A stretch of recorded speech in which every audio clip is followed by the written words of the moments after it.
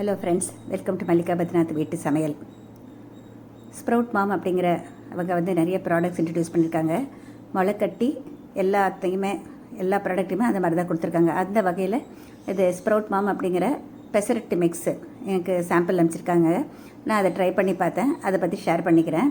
இதில் பார்த்திங்கன்னா பின்பக்கம் வந்து நியூட்ரிஷ்னல் வேல்யூ பற்றி கொடுத்துருக்காங்க.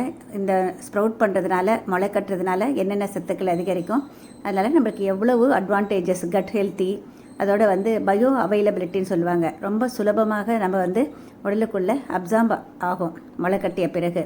இதை ஒரு ப்ராசஸ் மூலமாக வந்து ட்ரை பண்ணி கொடுத்துருக்காங்க.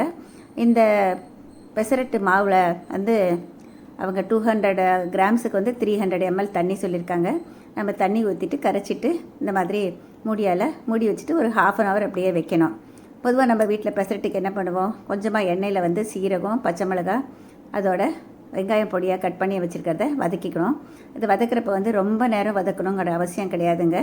கொஞ்சம் லேசாக, அதாவது ஓரளவுக்கு டிரான்ஸ்பரண்ட்டாக வர அளவுக்கு வதக்கிக்கணும். அந்த மாதிரி வதக்கிட்டு அது மேலே போடுறப்போ அது ஒரு நல்ல ஒரு ருசியை கொடுக்கும்.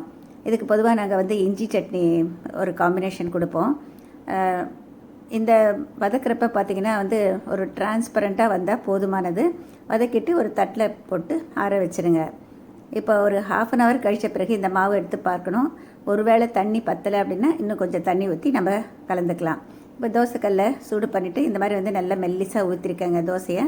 அதுக்கு மேலே வதக்கி வச்சுருக்கிற, அதாவது பச்சை மிளகாய், சீரகம், வெங்காயம், அதை வந்து இந்த மாதிரி ஸ்ப்ரெட் பண்ணணும்.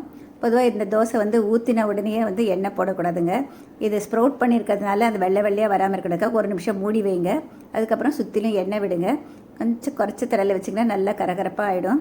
ஒரே பக்கம் போதும், திருப்பி போட வேண்டிய அவசியம் இல்லைங்க. இப்படியே மடிச்சிட்டு அப்படியே கொடுக்கலாம். இப்போ இந்த பெசரட்டு தோசை ரெடி ஆகிடுச்சிங்க. ரெகுலர் பெசரட்டை விட கூடுதல் சத்துக்கள் கொண்டது. இப்போ இதுக்கு நான் வந்து இங்கே 2 விதமான சட்னி வச்சுருக்கேங்க. ஒரு இஞ்சி சட்னி, அதோட ஒரு வெங்காய சட்னி.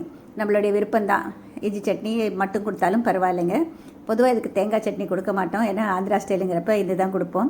இதில் இன்னொன்று எக்ஸ்ட்ரா இன்ஃபர்மேஷன் என்னென்னாக்க, நீங்கள் வந்து எம்எல்ஏ பெசரட்டு அப்படின்னு ஆந்திராவில் கொடுக்குறது வந்து கொஞ்சம் ரவா உப்புமா பண்ணிவிட்டு இதுக்கு மத்தியில் வச்சுட்டு அது கொடுத்தீங்கன்னாக்க அது இன்னும் கொஞ்சம் கூடுதல் சுவையாக இருக்கும். ஒரு ஸ்பெஷல் அக்கேஷனுக்கு கொடுத்த மாதிரி இருக்கும்.